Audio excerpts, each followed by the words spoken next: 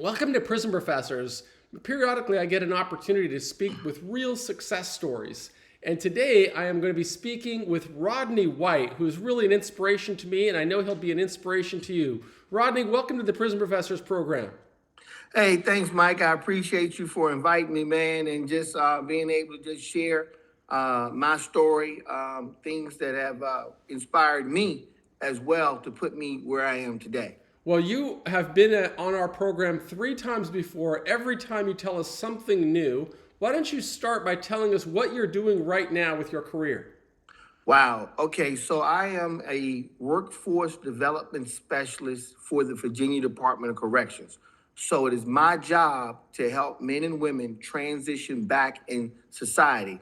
So basically, Virginia Department of Corrections hired someone who had been in prison for 15 and a half years. I did 15 and a half years on an 18-year sentence for drugs, a drug conspiracy in the federal system. So I went to prison in 1991 and I got out of prison in 2007. And you were not in little cupcake prisons. Tell us about the prisons you were in and the security level. Well, I was USP Cherry Hope. That was like the high end of it, and then from going from there, I think the only time I saw a low level prison, I think when I was probably about a year out, when I finally saw a lower level, and I went into faith based a faith based program at that time. But other than that, I was primarily I did 13 prisons in 15 years. Normally, for me, if I didn't like it, I left, either either by choice or by force. So it was. I say this to anyone, and this is not to stir any level of controversy, but don't think that you have to be a model inmate to be a model citizen. Normally, if you're a model inmate, you're very much institutionalized. And we have a thing in Virginia called within our prison system for staff. It's called challenge the process. And sometimes you just have to challenge the process, but you need to learn the proper way to do it. And that's one of the things that I make sure that I facilitate to the men and women is okay. It's okay to have a dispute. Just learn how to fight properly. Just learn the boundaries of your fight, of your argument. And I don't mean physical fight because again, it's not all physical. Very little of doing time is physical. It's mostly mental. But know how to mentally fight. Yeah, and to do that effectively from inside of a prison boundary, it really is important to develop really strong communication skills, both your writing skills and your speaking skills. But that doesn't happen overnight. It requires a transition. Could you tell us a little bit about your transition, your adjustment? As I recall, you started off adjusting in the ways of a high security prison, and then you later came to realize you wanted something more for your life. Could you walk us through that evolution?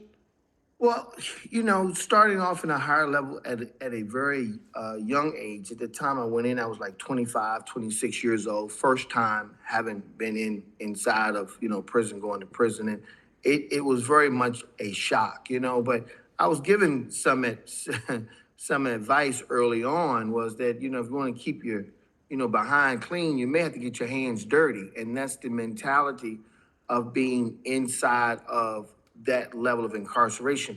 But what did it for me is that when I was able to go into the prison law library and I was able to sit around men, learned men who had large amounts of time, who had dedicated themselves to getting themselves out of prison. And my ability to sit with them and listen to them and hear them dialogue and the respect that they had amongst the men in prison as well as the staff is really what ignited me to want to be a lifelong learner. Because here I was thinking the stereotype of so many people, oh, you're in prison, they're dumb, they're stupid, they don't know anything, they're basically savage. But I went into the law library, I went into the library and I saw men who had become self-educated. And so it gave me the understanding that I later found out, as getting a degree in adult education, that for an adult to be educated, the education must be relevant. And so for these men to sit and read law cases for hours at a time was very relevant for them. But what they learned and how they learned to learn was very relevant to me because it saved me a lot of time by being around them. So it became more experiential because they would say, hey, you want to know? Hey, I would go in and say, hey, can you tell me this? And they say, go shepherdize it. And I'm like, shepherdize? What is shepherdize? And I'm like, I got no clue. It's like a made up word, but no, it was the art of going in and researching a case. So when I went into college, I was able to research and read for hours at a time. So much of my transition, like, it happened through education. I believe that education is the greatest equalizer. Now, my behavior took a little time to catch up with my education because I was still making some poor choices, about some of the things I was doing, some of the activities, from playing poker to running a ticket, doing those things, jailhouse hustles. But the education is what brought me along to the transition. And that investment you made in education had a huge influence on how you emerged. Tell us about what it was like coming back to society after serving an 18-year sentence in federal prison. Wow, it was a true culture shock for me. When I went to prison, there was no internet, so it's not like you come out and you cannot believe, and now you have children, or I have children, adults who've never been without the internet, like throughout their whole entire life. So to get this vast resource to be able now to what would take you days to find in a law library or research, you can find it in seconds. So that was one of the biggest things for me education wise. But from a personal perspective, getting to know my family, getting to know my friends, getting to adjust to society was extremely tough in certain areas, and mostly in relationships. That was probably the hardest for me, building those relationships, establishing a certain level of trust, because people had done things to me that I felt like were very bad, family members. And so it made it very difficult for me to trust them. However, again, education became my rescue because after getting out of prison, I was a janitor. I started selling cars, and then I went back to school while I was selling cars. So the institution of education, going into a college, going into, I actually have the shirt on. I didn't mean to wear this. I just threw it on. University of Richmond. It's a private white school, but the architectural design of it is pretty much like the old style USPs. Your Atlanta. When you go to Atlanta and you see the architectural design. Lewisburg, same type thing, same type of design you see in this older college university. So although it was intimidating because it was a place of higher learning, it really was not, because I viewed it in the same way I viewed going into that law library, that I was going to be the most well-read. I was going to finish all of my assignments. I made that my new institution. I made that my new prison, and I was committed to finishing that sentence as soon as I could. So whereas the prison only gave me so many good days, I knew I could get out. I challenged myself to say, okay, I'm going in for a 4-year degree. I'm going to do it in 3. I'm going to take the maximum amount of classes, even though the advisor was like, oh, you can't take that many. I can, because I don't have anything else to do but sit in my little apartment and read and write and get on this internet and wake up the same way. So I took that same level of institutionalization, and I turned it into me being organized, so I skills transfer. And that's one of the things that I, I would say I loved about prison. Not that I loved prison, but the fact that I could structure my day. And within that structure was my strength. And that's one of the key things I really want these men and women that's looking at this to know, that your structure is your strength. The strongest building, the skyscraper, in the inside is steel. That thing is built in steel on concrete. And that's why when a storm comes, it does not move, because the structure is so strong. And then it's built so far down in the ground. And so that's you. That's your life. Your structure, the sense that you have this level of discipline, Mike, that you get up like I do early in the morning, you go out, you work, you hustle, then you do it all over again. That's your structure. That's your strength. Yeah, it's something that we can choose to do if we're in prison, to develop that structure. So, sadly, many of the people in jail or prison get the wrong message. I always heard when I was in there that the best way to serve time is to forget about the world outside and just focus on your time inside. I didn't look at that as being very good advice. How about you? Is that something you heard while you were in prison? I never thought about it that way, Mike. My whole thing is that I wrote constantly. I didn't get on the phone a lot because with the phone, the whole line of the politics and all that, I didn't want it to be dependent on the phone. But I've always been a reader. I always like to write. I don't have a great handwriting, but just the fact that I could sit down and write a word and look at the sentence and say, okay, no, let me use something else and let me do this. That in itself became an art form for me as well. That's what I was able to do to help do the time.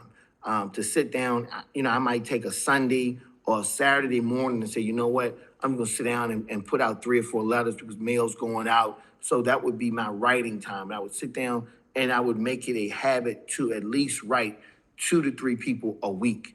And what I understood about that, Mike, when I did hear from them, I did talk to them, that letter that I wrote them actually made them feel good because how many times, in the world, you get a letter like, wow, this is nice. And someone is saying something to you that's motivating, that's positive, coming from inside of a prison cell. So that became a part of how I did my time. So I remained connected to, some people who stayed in my life the whole entire time because of those letters, because of writing. And a lot of it had to do with my education because as I'm writing and I would get the old newspapers from the library, since I'm up there all the time, I would grab a few and I would just read newspapers from front to back just to keep me updated on the world. You have to stay connected with the outside world.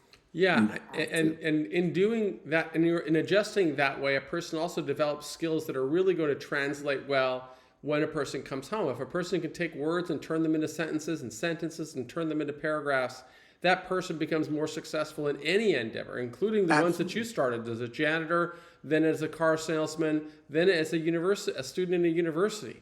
Tell us about how earning a university degree influenced your adjustment after you graduated.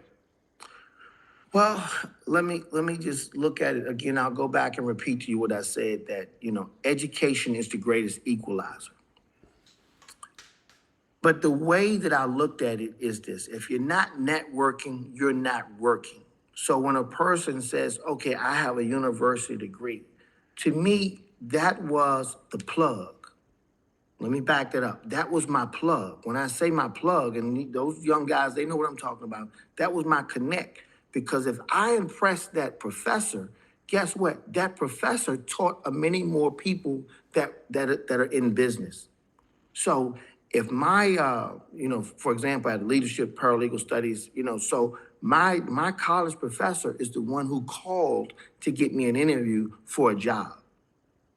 My first job working in community college when I got out of undergrad, and I went into grad school, that college professor made that call because I would not have been able to get that interview just going through the normal channels. Now, I did have to put in the application. I did have to do certain things, but the ability of them making a call on my behalf saying, hey, this guy, he's going to have a background. It looks kind of tough, and I know that, that there are exceptions to rules. You're going to have to probably go before a committee. But they were able to call and say, hey, get this guy. And that's because I had so impressed my professor. And what happened was in impressing the professor, it happened because of the fact that I could not vote. And it was election day. And they were asking me, say, hey, did you vote? How did you vote? And I said, well, I don't want to lie to you. And they were like, what do you mean? I can't vote. What do you mean? What do you mean you can't vote? I said, because I've been in prison, I have a felony, I'm not even off supervised release yet. And they were like, what? You can't vote. I was like, no, I can't vote. Those are some of the collateral consequences of mass incarceration. Absolutely. And it stunned them in 2 ways. One, that I still couldn't vote after leaving out. And 2, the fact that they were looking at me thinking, you've been to prison? Like, you're my best student. Like, I would have never guessed that you had been to prison. And so that became my first interview. So when you impress upon an educator and you're showing up every day, you're getting assignments done on time. You're being active in the classroom. You're being a group member and being a good part of it. That's impressing upon them to go out and advocate for you. So that's why I said that was my first interview. That's what education opened the doors for my opportunities, Mike. And that's why you're a role model to anybody who's in prison or out, is that Rodney has not only mastered his own life, he's mastered his life in such a way that he persuades other influential people to advocate on his behalf. That's why I really recommend that people not only watch videos of leaders like Rodney, but they also go through the course lessons that impress upon them the importance of developing communication skills, developing good critical thinking skills, and developing a super strong work ethic. That's what I learned from Rodney, and that's what I hope you're learning as well. How about your journey after you took that job in the university? What did you do next? Well, actually, once I took the job at university, even before then, I was volunteering. I was actually going into the halfway house. I'd actually gone into. I moved to North Carolina in order to go to North Carolina A&T State University. So while I'm there, I was volunteering, going inside of the prisons and also going inside the halfway house, talking to the men and women about the value of education. Because here's one of the things about the halfway house I figured out was that there was only two reasons you really could leave. One, for a job. Well, actually three. One, for a job. Two, to go to school. And three, if you got lucky enough to get a pass to go out to visit your family. Well, if you signed up for a college class in the evenings, then if you're on a college campus and it's okay and they have like community colleges everywhere, so sign up for community college, your girlfriend, wife, kids, or well, if they were old enough, they could sign up for a class. So you could actually be in class in the evening with your wife. If you're taking just a regular class, you both in class, that's giving you some time together. And also you're both becoming educated. So I convinced a lot of men to actually sign up for community college classes. So that was one of the great things. So the volunteerism is what really helped me a lot, Mike, to get to work inside of a prison, because I was a statewide volunteer for about 6 years within the Virginia Department of Corrections. So I was going to prisons, talking to men and women about, hey, this is how you transition. You know, I actually did a DVD called Read to Succeed.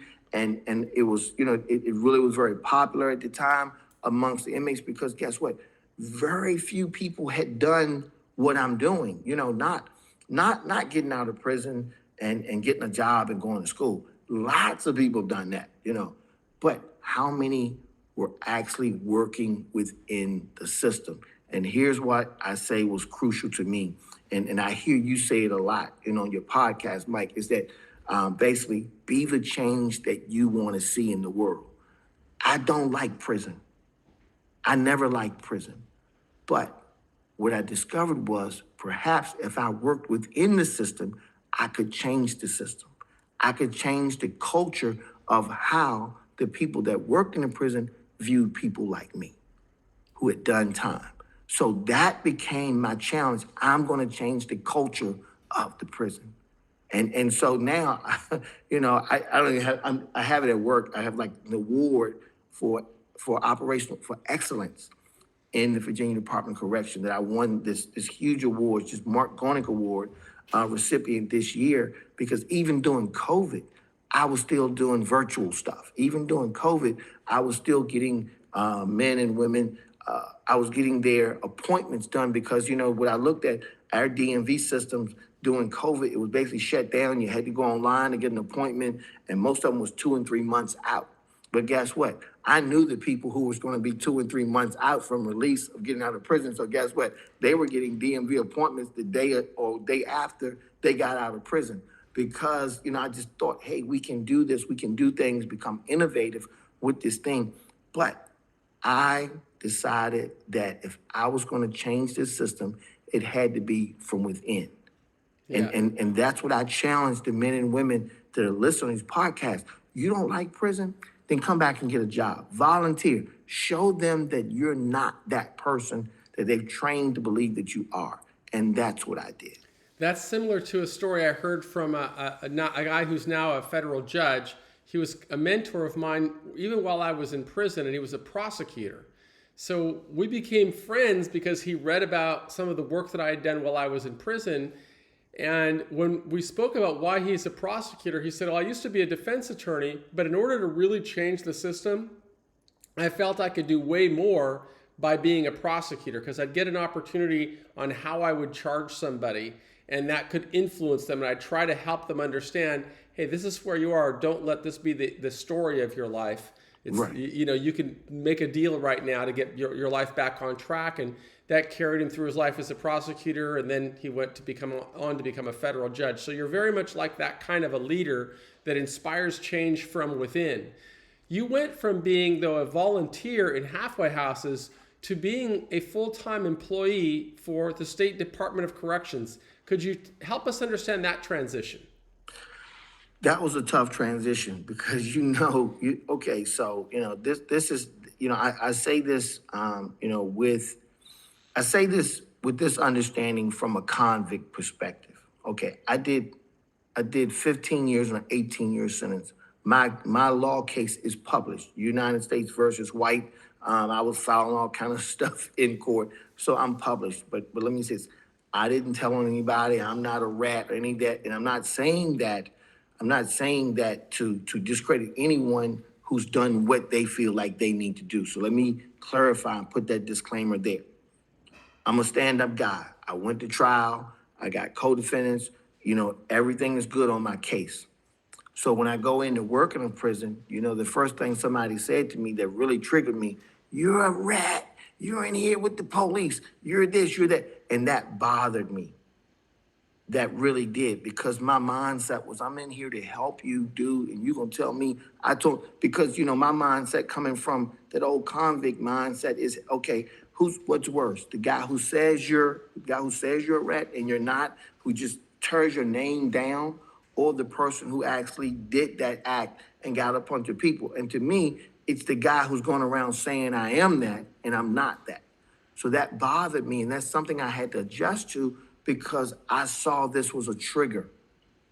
And so one of the first things I had to overcome was a mental block to say, okay, people are going to say things to you working in here, but you still got to do your job and you have to be a professional. So that was the first challenge to me, was, can I be professional, or am I going to be in the prison actually acting and working like a convict? So that was the first thing that I had to make, that adjustment from being a convict mindset person to go and work in the prison and now being a total professional. I think it's important. I think it's important for people to really grasp this concept that if you can define success for you, then you can give that 100% commitment, which is what we're hearing from Rodney.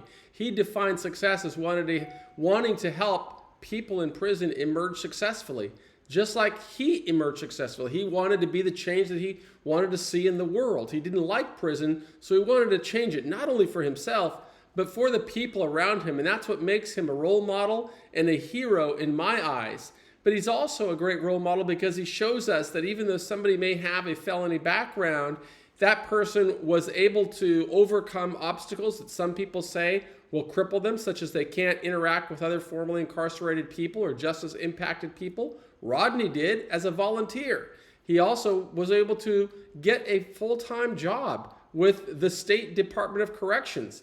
How were those interviews, Rodney, when you were sitting across the table from a warden or a captain or whoever it was that had the authority to extend you a job offer? Could you walk us through that experience? Well, okay, so one of the great things about Virginia Department of Corrections, Mike, is that in the state of Virginia, is that we have a policy called ban the box. So with ban the box, I was able to get into community college systems, working inside. So I was a state employee at that time. But with ban the box, it allowed me to get through the interview process without the felony conviction even being discussed. So there was no discussion whatsoever about my past, nothing. And that's one of the things that I think that if we're going to do anything from a state legislative side, is to do more of this ban the box. Now, it's not that he didn't check my record. It's just that the record didn't come in until I was actually offered the position. So once I was offered the position, then I had to write and explain and get everything. So what I did was I went to our state police headquarters, had my fingerprints done, had everything that I had done, that had come back on a criminal background. I presented it to them and said, okay, here it is. Rather than rely on my memory of saying this was the charge and this and all that, I just went and got the record because I'd been, charged with things before, not found, found not guilty or null process. But then I had to sit down with them and explain that, and I was able to do so. So it did not enter into the interview process. But what I tell my men and women, because I teach this as a part of my class that I teach called Ready to Work, is that the first thing you have to do is acknowledge that you made a mistake. So when this comes up, you say, hey, I made a mistake. I sold drugs. It wasn't the best choice in my life, but it's one that I made. But from the moment that I was arrested, I've not sold drugs or touched drugs in any form or fashion since that time. I've gone back to school. I took anger management. I took parenting classes. I took every kind of vocational class that the prison offered at that time. And I shared that with them, what my journey looked like after making that mistake. So it was not focused on the criminal aspect. It was focused on my personal rehabilitative aspect of what I did. So I took the focus off of one, but you got to be prepared to say, I made a mistake. I think I think that's what, I was able to get a lot of, how can I say, I want to say understanding from them. Yeah, I think that's really important for people in prison to understand, is that if you really want to transform your life, you've got to start by being the change you want to see yourself. You've got to accept responsibility and say, I'm going to move forward. It's not going to be the worst decision that defines who I am, but rather how I responded to that bad decision.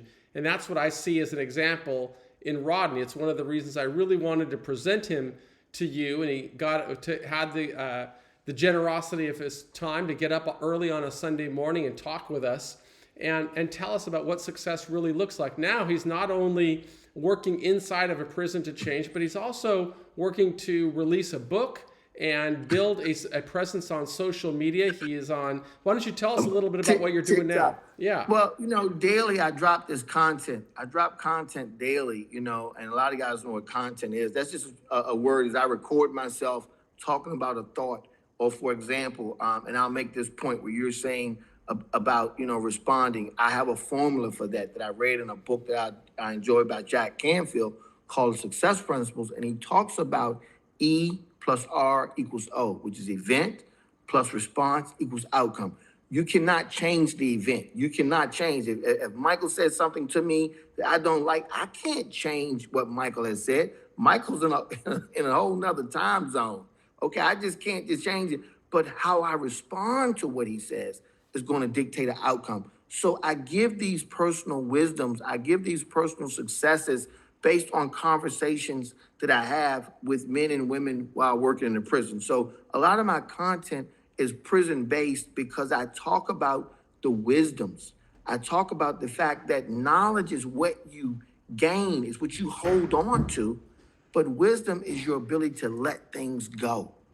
And so I give these little personal nuggets every day to help men and women who are struggling with making decisions, who are struggling with their ability to achieve their goals. So, and I use the prison wisdom that I gained. And a lot of people are very interested in the wisdom that you gain from being in prison. So that's what it's about, Mike. But if there's something I really want to say to the men and women who you reach out to, is this: you stay connected, but you treat your fellow inmates, convicts, residents, whatever terminology, returning citizens, return citizens, you treat them as, again, they say you want to be treated. No, treat them better than you don't want to be treated. It starts with you.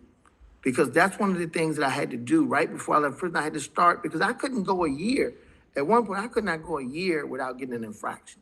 And my first thing was, okay, for me to change, I got to change my behavior. I got to change the way I think. I got to change how I deal with people. So my first challenge to myself, Mike, going back was, I got to go these next 2 years without an incident report at all. Nothing. I cannot get an incident report. I've got to not go to the SHU. I've got to not get handcuffs put on me. That's going to be my first challenge. And that's where it started at for me, right inside prison, saying, hey, My behavior has to catch up with my mental. Because my mental was strong. It was really strong. But my behavior, because I would resort back to what I thought was those things, that toxic masculinity. Now, one other thing that I want to share with the men and women about myself, because, again, you give me a lot of accolades. What I discovered is I suffered from imposter syndrome. It didn't mean I was a fake. Okay, so when people hear that term imposter syndrome, it's a fake. What was my biggest suffering was sometimes I did not believe that I belonged in that room with the people who were decision makers for the Virginia Department of Corrections. I was like, somebody's gonna say, hey man, get out of here. You don't belong here. That's what probably hit me the hardest, was understanding that when people talked about how well at work I was doing, like you're saying, Mike, oh, you're doing it. I'm not impressed with that. Not because it's not impressive, but because I just feel like, why me? Why do I deserve to be here? And so I struggle with that. But the way I have basically dealt with it is every day I get up saying, I've got to prove to myself that I'm worthy and that I'm helping somebody. Because if I'm not helping somebody, then I'm doing more damage, the same damage I did selling drugs. So I've got to be helping people. I owe a tremendous debt to society. I do. We all do. We broke law. Yeah, you gave the one part that you did of your sentence, but you still owe. You still owe the children. You still owe your community. You owe this because this is a part of what it is to be a great citizen. And that's what I consider myself, a great citizen. They say we're on this journey of life, and every day we've got to pay rent, and we pay rent by trying to be a good citizen. That's what Rodney shows us how to do, and that's why I'm so grateful to present his inspiring story to people in jails and prisons across America. Rodney, if people wanted to reach out to you, is there some type of platform where they can find you? I will definitely link to the TikTok channel that you've got going on. Yeah, I'm on TikTok. That's basically me, Mike. I do LinkedIn. I don't do Facebook. I don't do Snapchat. I don't do a lot of that. Not because I don't think they're great platforms, but time-wise, Mike, I really do not have the time. And because I work inside of a prison, I can't carry my phone inside of a prison, for one thing. And I can't get on social media while I'm inside of the prison. So, basically for me, is TikTok that I can be reached or connected with. Rodney White 777 is that my email address, rodney.white777.com. But let me also share this with you, Mike. Because of your podcast, I've had a few of your returned citizens reach out to me. And it's amazing because the guy said, I got the address, the email address, and it was, again, rodney.white777@gmail. And the guy said, you're the only one that wrote me back. I was like, nah, man. I was like, nah. You just got to give people time. But I will say this to you. If you do reach out to me, I don't care what state you're in, I'm going to find you a resource. I'm going to connect you or give you a solid word that you can do. Because really, at the end of the day, like you said, Mike, we're on this journey. But at the end of the day, I'm a firm believer in this, that everything you want in life, you're going to get by helping other people get what they want. That's been a true maximum for me.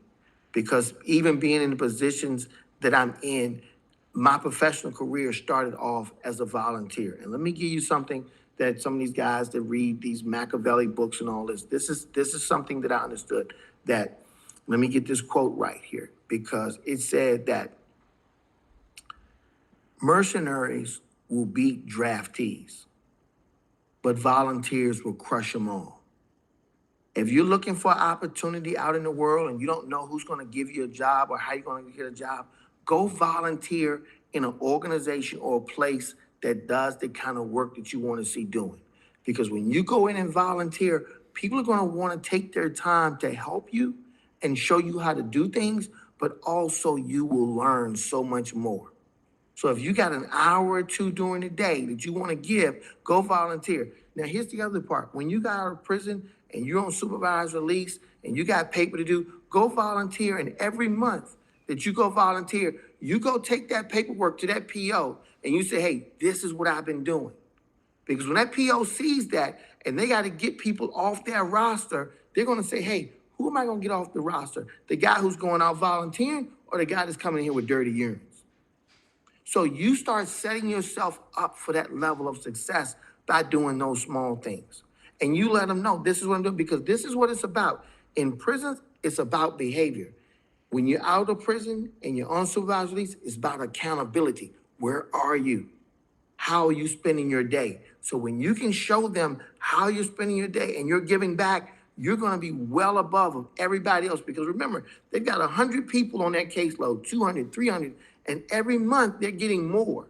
But every month they're having to take people off. And so they're looking at you and using what you're doing to say, okay, this person is going to school, this person is working, they got their family, and they're volunteering. Guess what? We're going to get him off. We're going to get her off. We're going to get that person off supervised release, because that's what?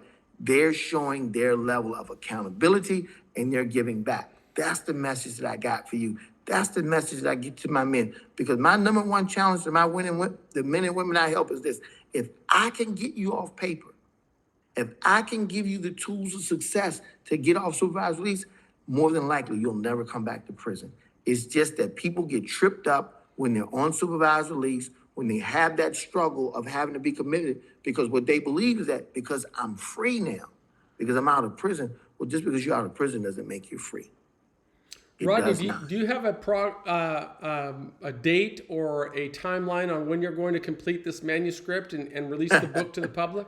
Hey, Mike, don't do that to me, man. Don't put that kind of pressure on me. No, I do not. When you get it ready, you make sure you let us know, because I want to profile it here on the program. I want to let people in jails and prisons across America understand that although you may be going through tough times right now, there's nothing stopping you from being a guy like Rodney White, who can become a real credit to his community and be something that inspires us all.